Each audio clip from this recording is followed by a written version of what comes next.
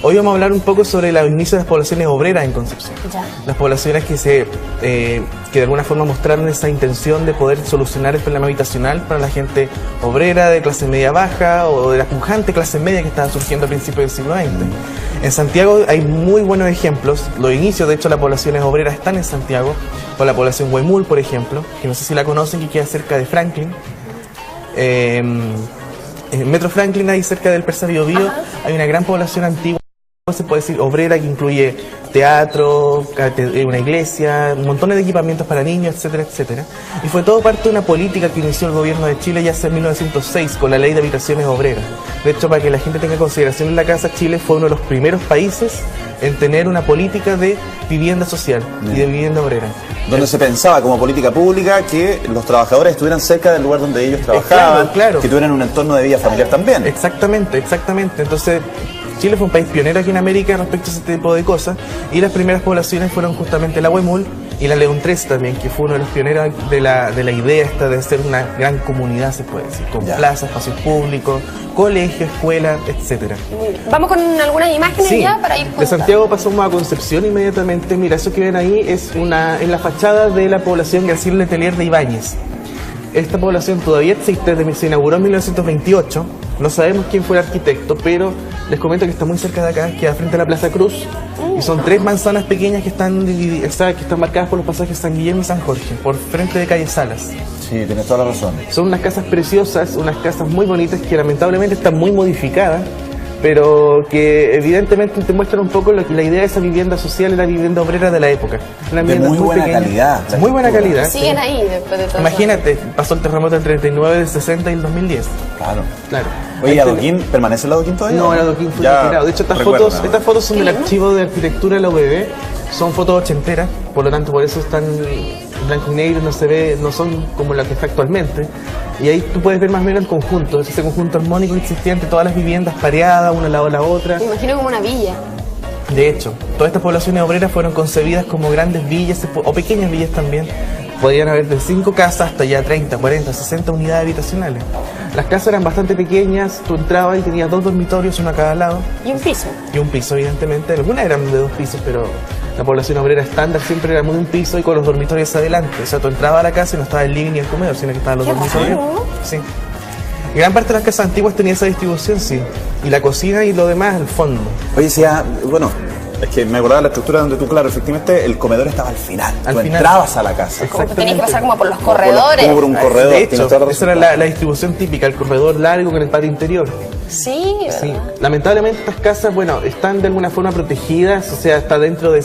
Mucha gente sabe el valor que tienen estas viviendas, pero nuestro plan regulador lamentablemente es tan limitado y es tan con una visión tan poco panorámica de la arquitectura histórica en Concepción, que evidentemente muchas de estas viviendas han sido intervenidas, demolidas, olvidadas incluso. Qué increíble que, cuántas veces hemos conversado estos sellos arquitectónicos de nuestra región y que además forjaron el desarrollo de lo que hoy día es probablemente luego el centro comercial de la ciudad. Claro. Partió por esto, aquí fue el impulso, aquí se vivió, aquí se desarrollaban probablemente las jornadas, la tarde. Claro, y aquí muchos obreros los que vivieron en esas casas, que es una foto actual. Eran obreros de correo, de telégrafo, de grandes instituciones de la época, justamente, de los cuales postulaban y podían tener su casa, el sueño de la casa propia. De hecho, esa idea del sueño de la casa propia ha estado bien marcada en Chile desde... Me recuerda al Venga Conmigo. El sueño de la casa propia. Sí, de hecho. El notario, ¿se acuerdan? Claro. Oye, y esas cosas que son como diagonales, como triángulos. No, esos fueron unos palitos que le pusieron de adorno a la casa, no son original. Pero mira, ese era un conjunto que estaba en Freire. Qué lindo. Sí, lamentablemente llegando entre Galvarino y Lautaro. Lamentablemente fue demolido el conjunto completo. Eso es solo la fachada, ¿no? En la fachada, sí. Porque se ve que está recortada al lado, claro. Claro, ahí al lado había una panadería, de hecho, que más adelante vamos a hablar de ese tema. Y ahí se van formando estos conjuntos, o sea, la unidad se replica N veces, sean 4, 5, 10, 20 veces, y manteniendo la misma distribución. Y por un tema práctico también, en el fondo, de aprovechar el espacio. Aprovechar no era el espacio, construir casas aisladas porque en el fondo se necesitaba alojar a muchas familias. No, de hecho la idea de la casa aislada llegó a Concepción recién en la década del 40. Eran muy pocas las casas que antiguamente eran aisladas, porque Muy pocas casas tenían su patio, su antejardín, Claro, su y no patio. se hacía como cada uno que tenía un terreno, sino que se construía todo junto. Exactamente. Claro, era parte de estas cooperativas o estas como conjuntos habitacionales que se formaban para los trabajadores. Eran viviendas muy sencillas, muy... En términos de espacio interior, pequeñas, los dormitorios chiquititos. Eran muy chiquititos, pero al fin y al cabo también eran...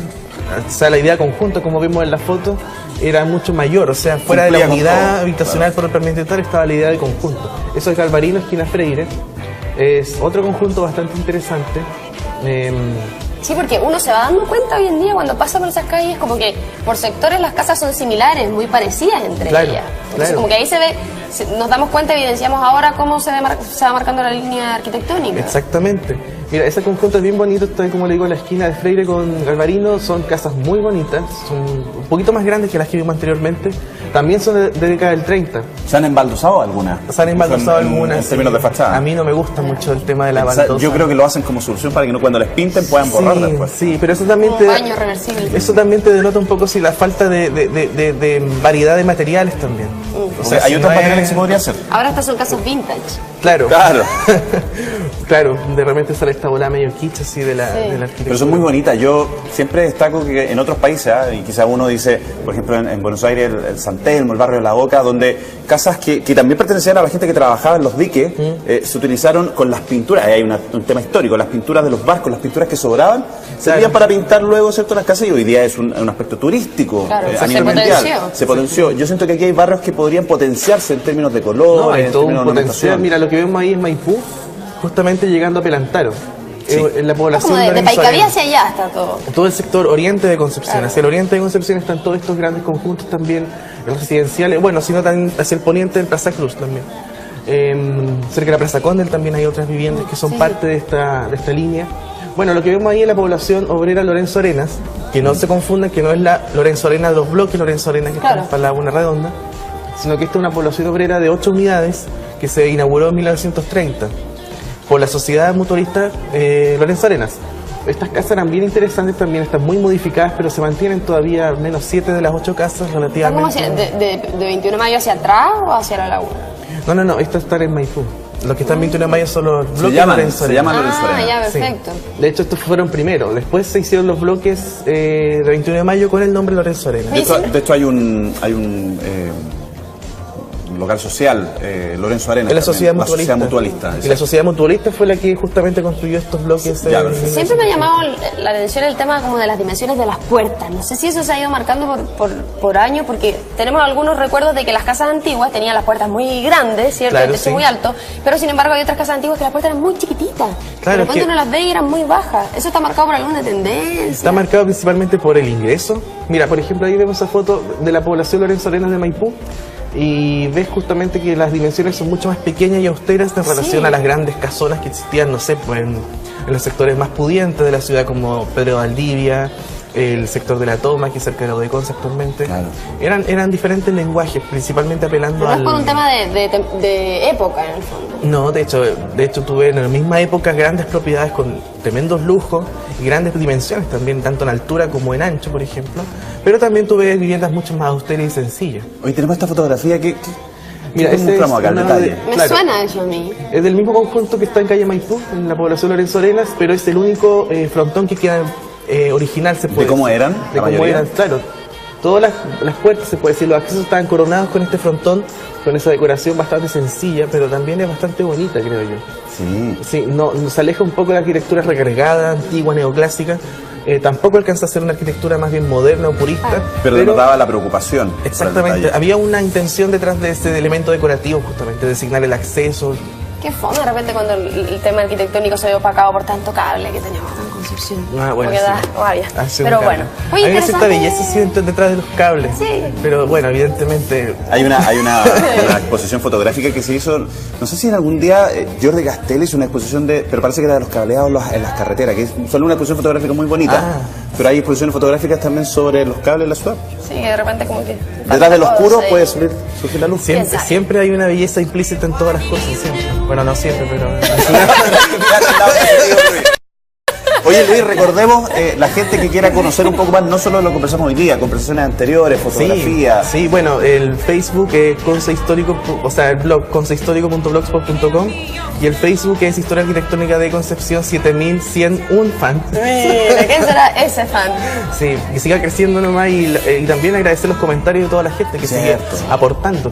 De hecho, me causó sorpresa y agradezco que hayan puesto tantos me gusta a la foto de Penco, de lo que hablamos una semana pasada, de hecho, de la industria en Penco, porque igual es una foto de algo no tan usual, y de una arquitectura moderna más bien industrial. Entonces, claro, la gente realmente está empezando a apreciar ese tipo de la detalles. foto del acceso, ¿no? La foto del acceso. Que nosotros dijimos, ¿qué? Es como un paradero. Y era como el acceso a la interesante. La línea curva ahí con esa cosa media streamline, ¿no? Súper bien. Luis, buena semana. Muy bien. Sí, Buen fin de cuídense semana. mucho. Buen fin de Sí, ya semana, ves. sí, Volvemos a descansar, estar. descansar. Muy bien. Necesito, sí.